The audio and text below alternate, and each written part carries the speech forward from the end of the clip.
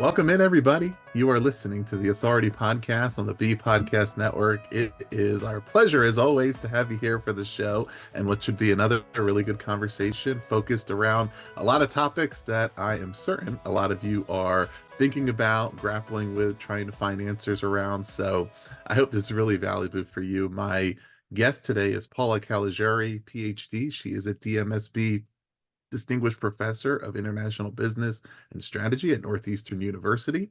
Paula has authored a number of award-winning articles and books on multicultural effectiveness, global careers, and fostering cultural agility. She is the CEO and, along with Andy Palmer, the co-founder of Skiilify, a public benefit corporation. And they collaborated on the book that we're talking about today, which is called Live for a Living. So, Paula, welcome to the show. Ross, thank you for having me. I'd love to start here with kind of a big picture question, which is what's the big idea of this book? Sure. The big idea is that we need to own our own careers.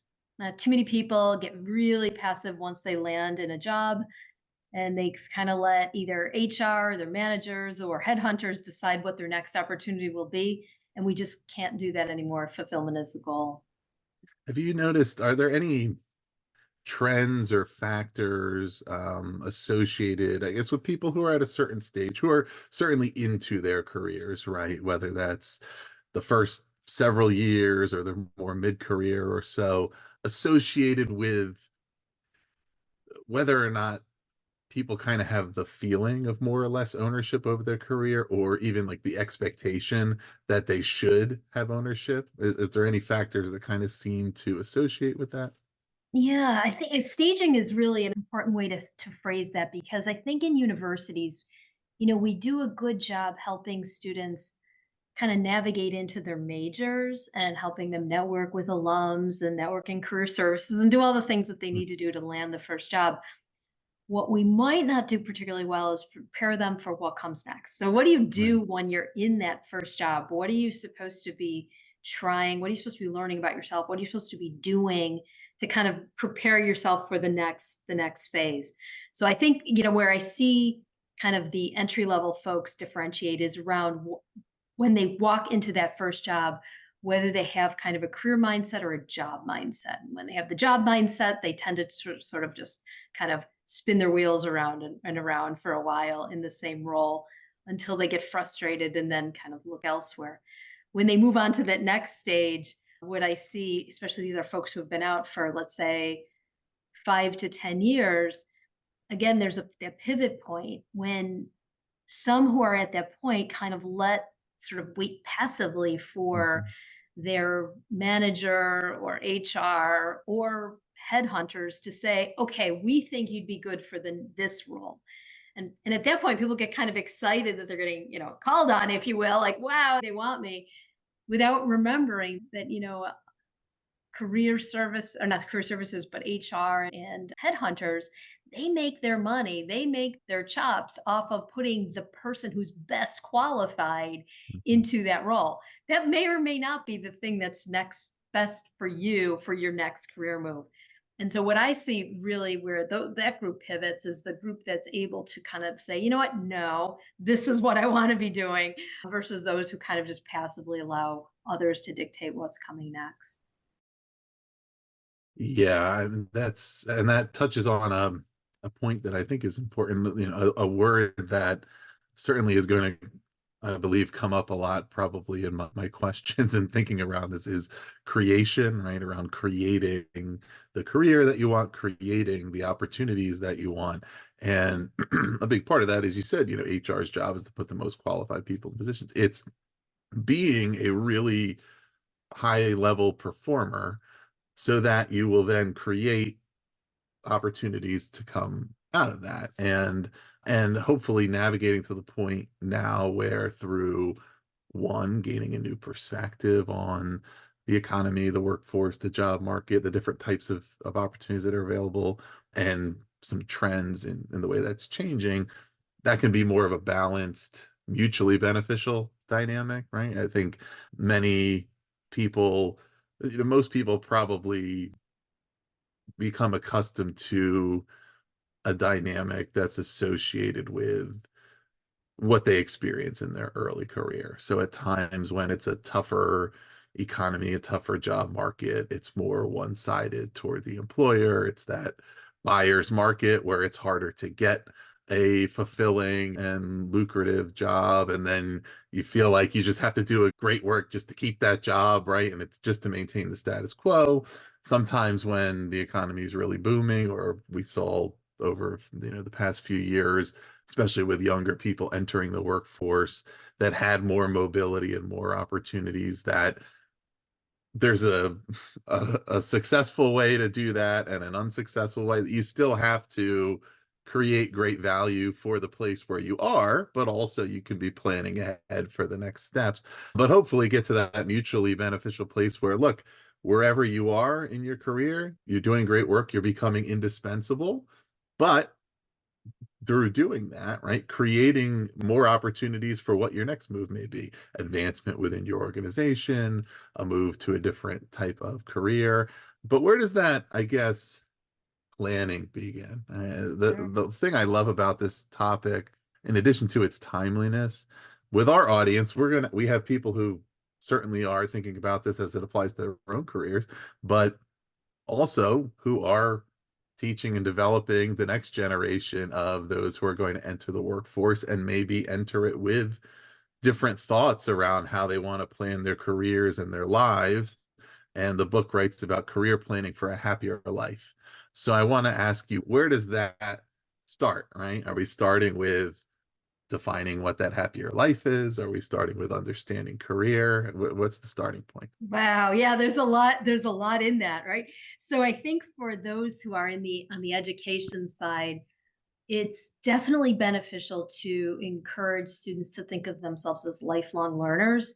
That this is, as you described, right, as we talk about in the book, it's a journey. It's not a job. It's not, you're not in it and then therefore, kind of you're done with the lift on helping you unfold your career. You really do want to keep thinking about refreshing your skills. So I think there's kind of a mindset shift that we can begin at the university level, training students on how to almost reframe the relationship with their career as one that they constantly stay in control with. And they stay in control kind of in a number of ways.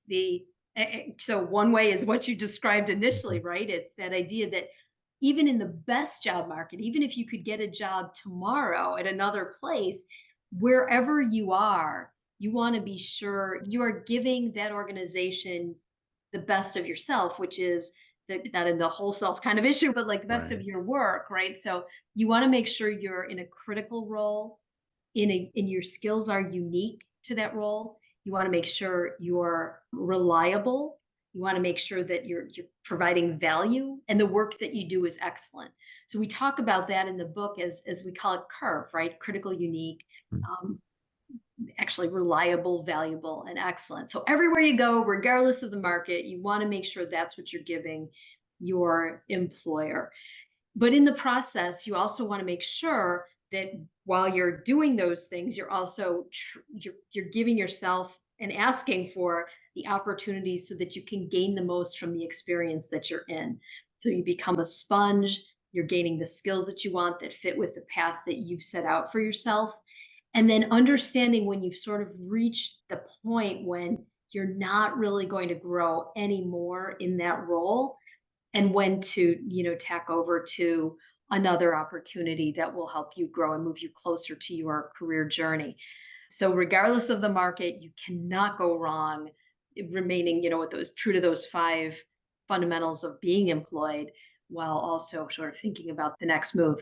And then kind of wrapped up in that is the understanding of other life priorities, whether Mhm. it's your family dynamic, whether you want to stay in a certain location, whatever that might be, or how you value work in your life.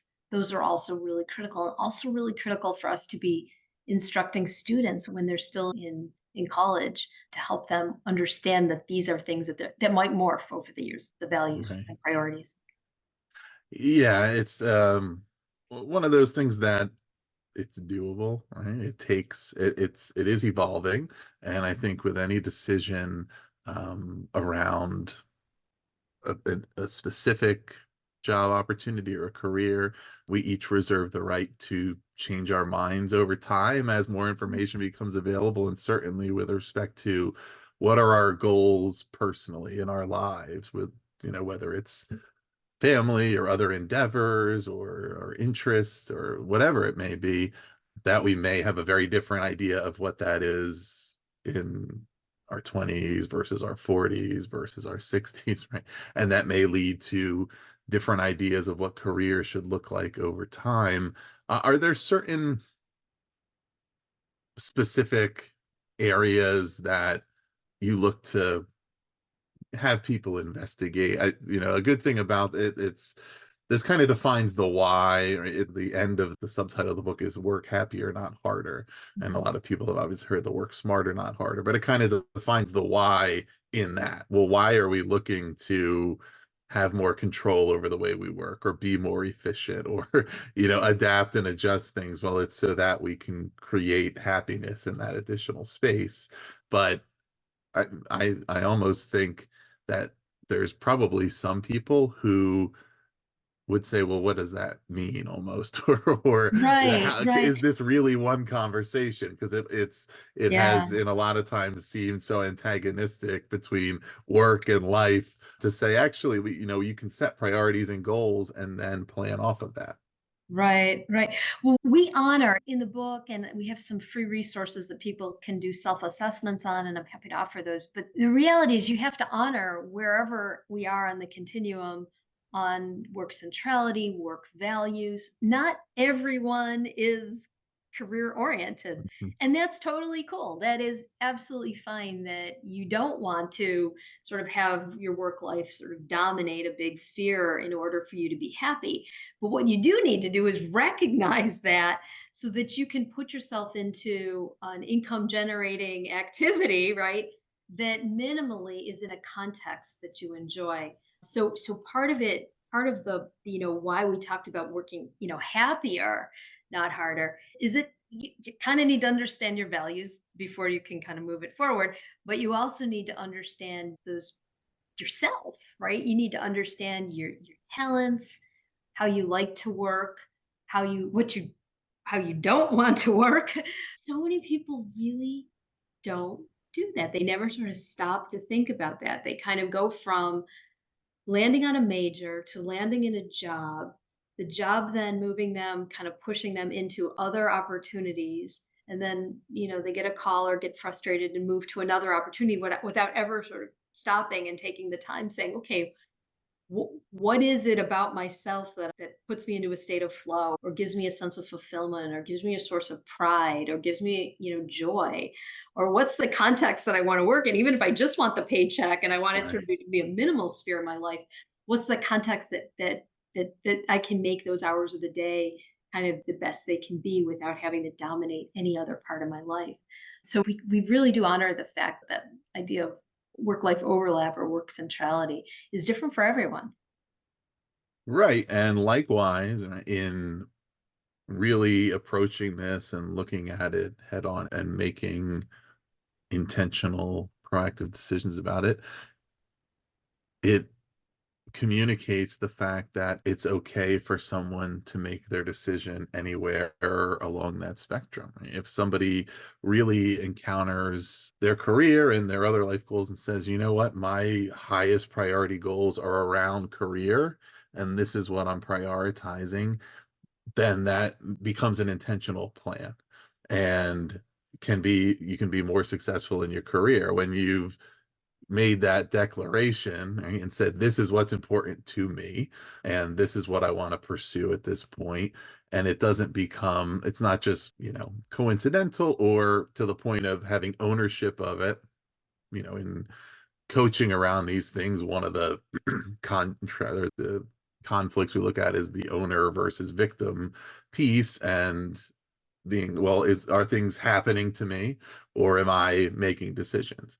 And any decision is fine. And that's the thing. Sometimes it's hard for certain people who maybe are prioritizing something that they believe is not what the general consensus would say, have a hard time saying that. Or so they may, in a sense, almost hold themselves back from certain career goals they have because it's hard to say out loud that's their number one priority because they think they're supposed to say something else. But it's, looking at all of it holistically and seeing what are all my options here and opportunities and what one really matters to me. And on the other hand, somebody who says, look, what's really important to me is all this other stuff, and I know that there's certain financial resources, required to make that happen. But I want to do that with, as little overlap as possible. That's also fine, right? Yeah, yeah, we have to honor every point on that continuum. I think where I sort of see the biggest heartbreak is when there's a mismatch. Like people who genuinely love the idea of what they're doing, but then find themselves in sort of a soul-sucking role, but don't realize they have the agency to move their Mhm. skills and talents and reconfigure them and use them in a different context. That's heartbreaking. Likewise, it's the people who like ended up caught up in a big hairy career when frankly they just really do want a greater divide Yeah. between their work life and their personal life. And that too, yeah, we just have to kind of help people understand themselves first. And that's a skill we can be training students so that they bring that with them as if they get into those starter careers and those foundational roles. I think it's a skill we should be teaching. Yeah. And importantly, right, none of what you write about in the book or you're talking about requires any deprioritization or compromise on financial goals, right? Mm. Again, like to perceptions that people may have coming into the conversation and thinking, well, if I want to prioritize other things, it means that I'm having less ambition in my career or I'm not making money a priority. And it's not necessarily so. It's you may decide that is or is not a priority. You may decide that it is. People can come to this from there's folks who feel trapped in their career because they're making a lot of money.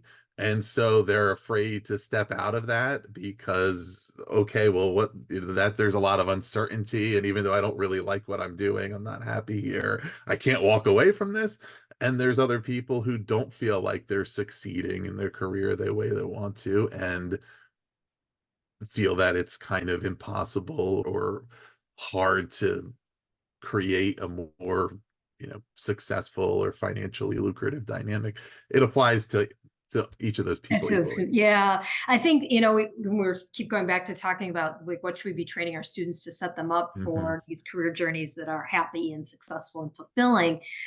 Financial literacy is critical because, of course, what's natural, what happens when you start making money is you start living the lifestyle of somebody with, resources. Well, that's great, but kind of the further out you go on that financial limb, the fewer opportunities you might have or degrees of freedom you might have to change roles or do something dramatically different. So the idea is kind of do it with intention and realize that you'll have the greatest amount of flexibility the more sort of financial freedom that you have. So if you don't put yourself into crazy debt, if you don't put yourself kind of living beyond your means and that like and the like, you do have the ability to move rather than feeling kind of anxious about staying where you are. That's kind of the worst situation. However, Hmm. you want to manage your career, it's sort of the worst situation to be in because you have no flexibility. So I Yeah. think that's a critical one as well. How do you have a particular way in which you advise people to define what career means? For example, a day job versus side hustles versus things that are hobbies and may or may not be income generating, but that could be it's kind of all part of the ecosystem. Should people look at all of that kind of as career and try to capture it all together? Do we just look at one piece of that? Yeah. So we definitely advocate something called, I mean, most people think of it as a portfolio career. Mhm. We call them career acts, the idea that you have multiple income generating activities. And, so it could be like a side hustle, a gig, whatever. It could be a profitable hobby. It could be that you're just basically gaining another skill. So the idea, for instance, could be that you work a 9 to 5 job, and maybe a second career act is returning to school to build up a skill that you would need in order to take your career to a different level or take it to a next step.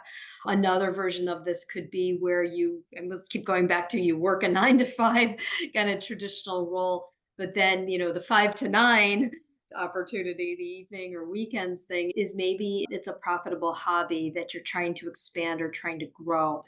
We could look at things that people just do kind of on the side because it's really where they find their sense of flow. And they kind of use a different opportunity, maybe again, their 9 to 5 as their income generating activity. But what they're trying to aim for is to do more of the thing that really puts them into that state of flow. So, kind of building that. Likewise, with entrepreneurial ventures, the same thing. If someone has a great idea for a business and they start working on it while still doing something else, all of these are examples of those multiple careers. But the idea is, or multiple career acts rather, but the idea is that you manage each act in the way that it warrants. Like, you still be great at what you don't, use resources from one to engage in the other. You do it ethically. You manage each of those with intention so that you're building the skills that are needed in order to take it where you want it to go. And then ultimately you kind of think about it like you'd think about an investment portfolio. Some might be high risk, some might be sort of steady, but collectively they sort of put you in a good position, something that you find Yeah. fulfilling. Yeah, and that's another, way of looking at things, right? Where there's a lot more opportunity to do that now, and it's a lot more prominent than it was a decade or two ago, with the percentage of people, I think, that are involved in something outside of their 9 to 5, whether it's people who really are, committed to an entrepreneurial endeavor, or they're working on some other project that they're Mm. interested in that maybe one day they might like to be a business. But I mean, I think it's good to define that perspective, because that may be the thing that we're really passionate about. But I feel like as long as there's that dichotomy between this is my day job, this is something else, it's harder to, to really see what No, that could be and what's the potential of it. they And all sometimes those things grow intersect. fast, They right? all intersect, especially if you're managing, every facet with intention. I don't, this could be interesting for you. The Mhm. original book, so Live for a Living, was technically supposed to be the second edition of Get a Life, Not a Job. But, that was over a decade ago. The original book was written talking pretty much about this specifically, the idea of managing your career like a portfolio. But we were told that the concept of get a life, telling someone to get a life nowadays, was seen as a little abrasive. So it was renamed to Live for a Living. But the idea all along was, build up the careers to get to the point of you doing more of what you find the greatest level of fulfillment over, that fits with your life and your other life priorities.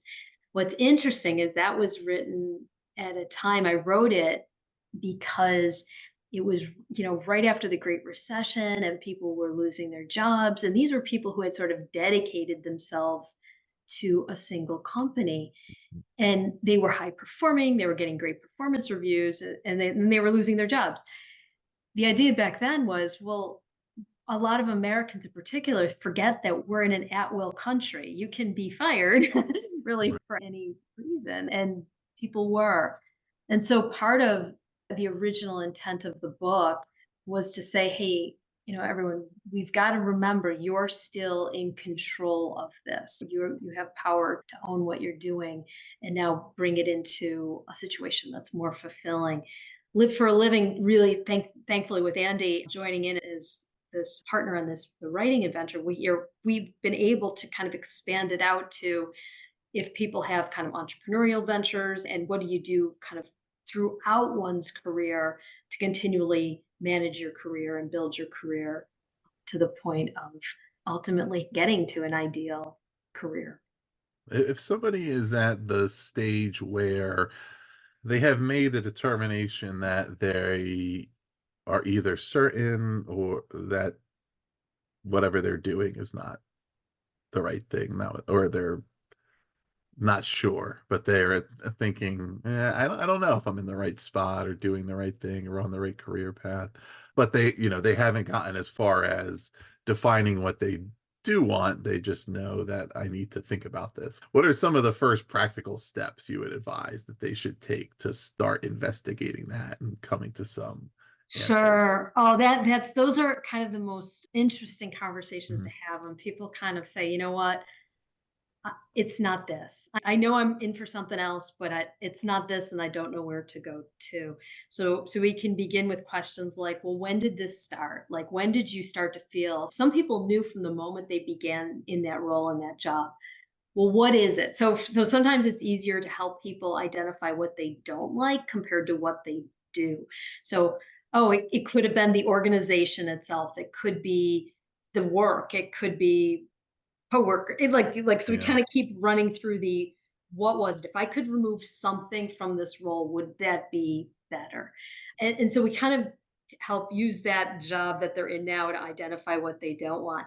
And then we kind of say, okay, well, is there anything, any task that you're doing within your current role that you actually do find yourself going into a state of flow with, that you find yourself just losing all sense of time and you get so engaged with what you're doing that you kind of lose yourself in it? And usually there is. Usually they selected the job or they went into that field or they found something they enjoy. And even if it's only a task that they do for 15 minutes a day, but it could be something that they really enjoy. And sometimes we have to look deep. It can be something as crazy as I really like it when I'm in like my team meetings and, giving everybody like kind of an update on like they really enjoy sort of Mhm. that training moment. So anyhow, we dig through those. And then we say, okay, so these are sort of forming some patterns. We know these are the things of your current situation. Here are some things you don't like. Here are some things that you do, or you get into a state of flow. Let's go back a little bit. Let's go back to, so say this was their first big job out. Let's go back to your university days or your early, like if you had any part time jobs or your co ops or internships. Let's do the same thing and identify those same two, like what did you like? What were those tasks that brought you into a state of flow? Then you start to see if there's any patterns forming. And usually, Ross, there are. We're human, we have these natural gifts and talents. We have natural things we gravitate toward. Usually, there's something that starts to form a pattern. And then we kind of say, okay, well, let's start to get creative. What could be a logical next step given the set of skills that you have currently that bring you closer to a situation where you're doing more of what's fulfilling or what you find yourself into a state of flow? And then it's like, okay, well, and then let's back it up. Who on the open market, what organization on the open market is looking for someone who has these skills and, can find a state of flow doing these things? It's really interesting how quickly with a little bit of self-awareness, right? Right. You can get to people realizing that they're totally in the wrong career or that they actually are in the right career but in the wrong Yeah. place or they're in the right field, but they should be doing it for themselves, or they're in the right functional area, but frankly just need a different industry. Like it's Mhm. amazing what will reveal with those activities. Yeah, I always like to begin those conversations like with no assumption of the end Right. answer because sometimes somebody really will feel like I think I have to leave where I am right now. But there's okay, what are the things that are in our control that we haven't done or haven't tried? A lot of times there's frustration with, you know, because I haven't been promoted in a certain amount of time. Well, is there clarity around what it takes to get that promotion? Have you had those conversations? There could And do be you other want the promotion? factors, Really? Do you right? want the What yeah. would you prefer, that or this? Sometimes people think that, right, that they're in the wrong career when it turns out they really just are at the wrong company. When we'll have a conversation about, okay, what are the things that you don't like about what you're doing? Every answer relates to cultural factors and things specific to that company or the leadership. And it's, well, that doesn't necessarily it. Maybe you are or not in the wrong career, but you're definitely in the wrong organization because Yeah. you've given a long list of things you don't like about that. And but it's in, but to your point, it is not that achieving all of the outcomes associated with those insights is quick and easy, but getting a much better understanding of it can happen quickly when you look at things holistically. You're able to kind of honestly and authentically articulate what matters to you and what are you thinking and what are you feeling, and start to see, okay, oh, you know what, that thing that was just kind of totally blocking me, or I couldn't wrap my head around it, I do see clearly that this is definitely how I feel. Or I really, if I never had to do that type of project again, great. Right. And Yeah. There's some exercises. I don't know if you've ever done this with your clients, but there's two that I love. One is the reflected best self. Have you ever, I don't know if you've ever done that one, but that's the one where you say, okay, ask 15 people who know you well. And it needs to be random, like random in the sense that it could be your grandmother, it could be your partner, it could be your best friend from college, your high school coach, your like just people who know you well, who care about you. And you all ask them all the exact same question. Describe the situation when you saw me at my best. And what was I displaying at the time? So it's not an evaluation, it's not a review, it's not strengths and weaknesses. It's just describe a time when you saw me at my best and what was I exhibiting? What was I exhibiting at the time?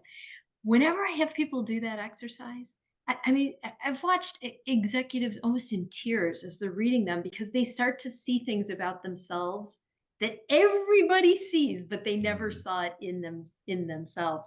If you think about it, it's the time when you're at your best. If you can get to that true north, like where those core features are things you can display regularly, at the role that you're in, that's such a beautiful exercise. I love that one. And the other one I like that you might use is the one that the source of pride. Like describe 7 things in your life that you can honestly say bring you like just thinking about them sort of gives you that like emotional reaction of that sense of pride. And then okay, well, let's talk about each of those. And then you look for patterns with those as well. And it can go back to, oh, I had a poem published when I was, in 8th grade, mhm. something like that up to, I gave this big report to the board and it went over well. It could be lots of things, but like then you kind of dissect, okay, what was it about it? Oh, it was because of my creativity or because of my ability to articulate something challenging, or it was whatever. I comforted others or something. Those two exercises, when people are totally like frozen, like they really just can't kind of get out of their own heads in terms of, well, this is what I do and I don't like it. And those are two exercises that are useful. Yeah, yeah, and you never know which of those insights is really going to resonate, and it could come from a surprising source, right? But hearing, well, this is what I perceived in you, or this is what I noticed, sometimes can, I mean, it can definitely lead you to look at things that you hadn't thought about or looked at before and said, oh, maybe that would interest me. Or if that's the way that somebody else perceives what I can do, or when I'm really thriving, then I don't know, maybe I should and maybe not. But it is they're definitely good exercises, and and along those same lines, right? Opening up the spectrum of opportunities is like something that comes up. And in one of the quotes in the book from Arthur C. Brooks, who's a professor at Harvard Kennedy School and the Harvard Business School. He said, not this is not a direct quote, but in essence, careers today are more unpredictable than ever before. And the book shows how we can make that a source of excitement, not a source of dread.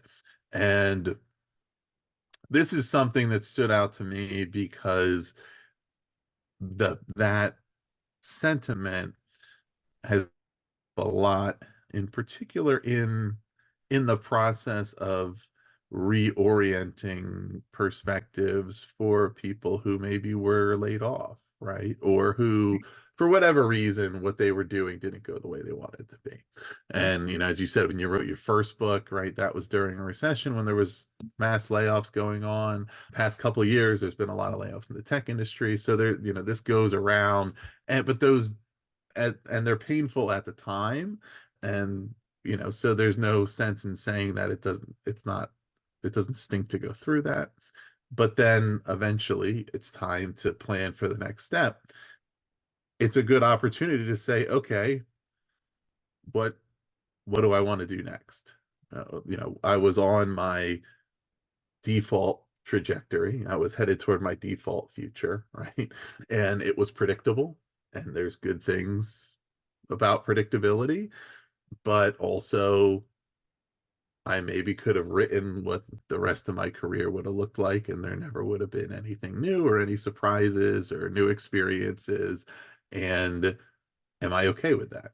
If I can get, if I'm standing now next to the train tracks and I could get back and I had the chance to get back on the train that I was on, would I?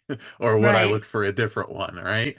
And, so those points at which, as frustrating and difficult and consequential as it can be, where the unpredictability comes to the door and shakes things up for us, it also means that now all these alternate futures are available. All these Mhm. things that we might do that we never would have done, that maybe was something we were super interested in way back. We got started working in this field and then we continued and never re-explored it, or anything. But can you speak to that a little bit around people, I think, for whom this might cause more dread, right? Yeah, This idea, and why we can realistically kind of reshape our perspective on that.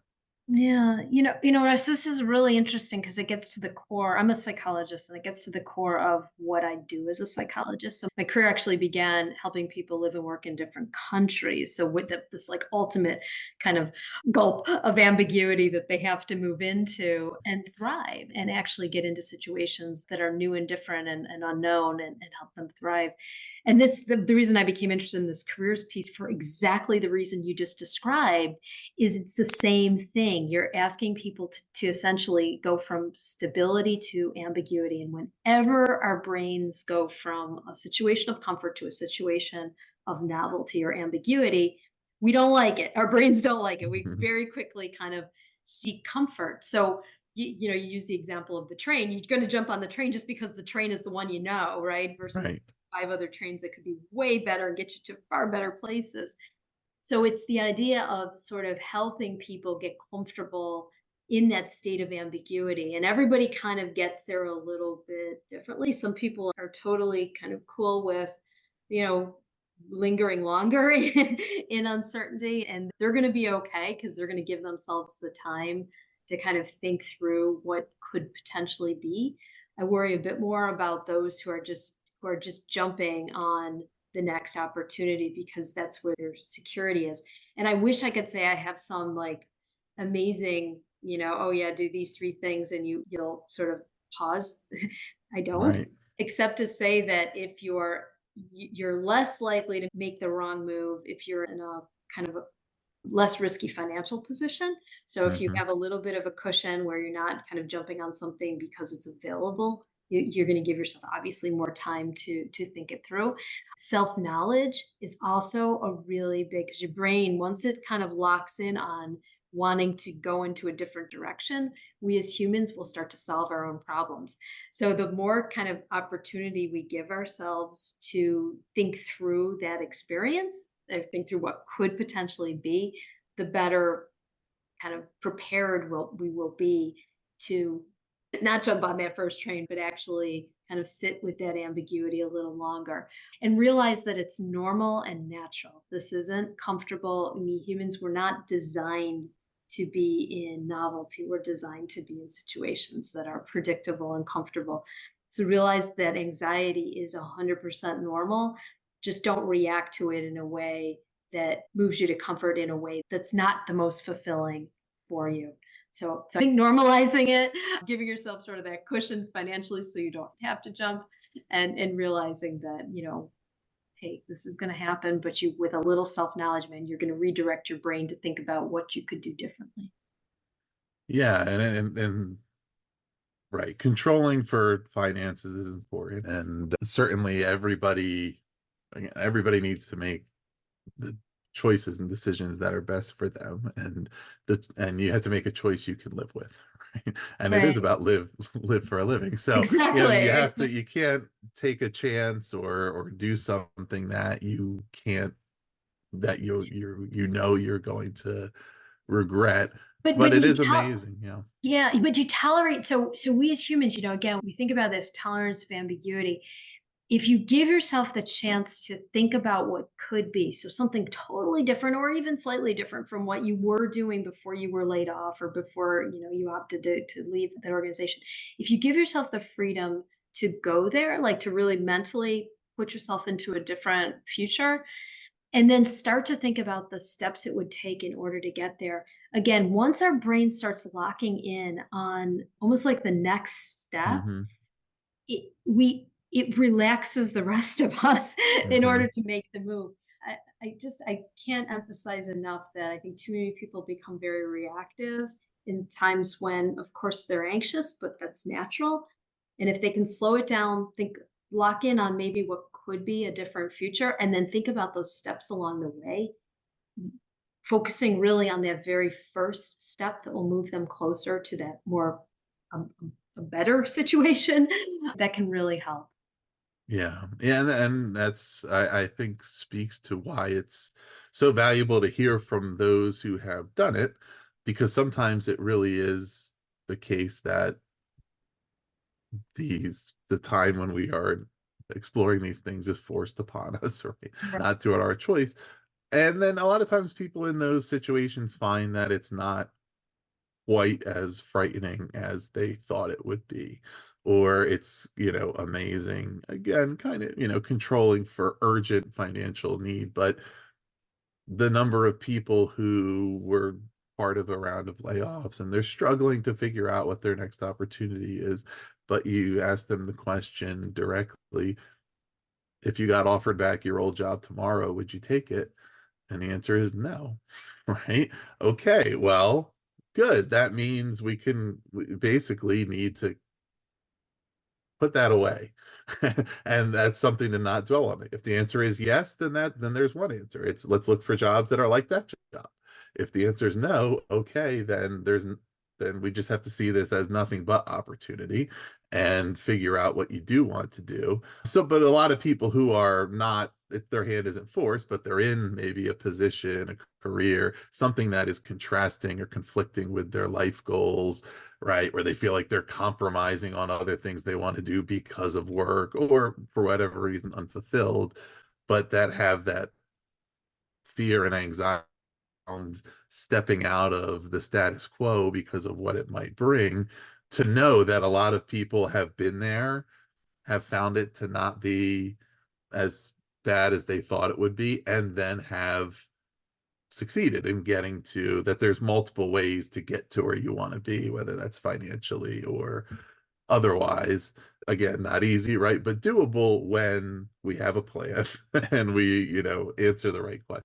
Or at least the first step. So have an ideal goal, and then that first step that one needs to take. Once that's solid, it almost like frees up mental bandwidth for us to like calm ourselves down a bit, and go for it, and move into a Yeah. different direction. It's a really important aspect of psychology to kind of trick your brain that's forever trying to seek comfort and looks for familiar and looks to like do what it's always been doing.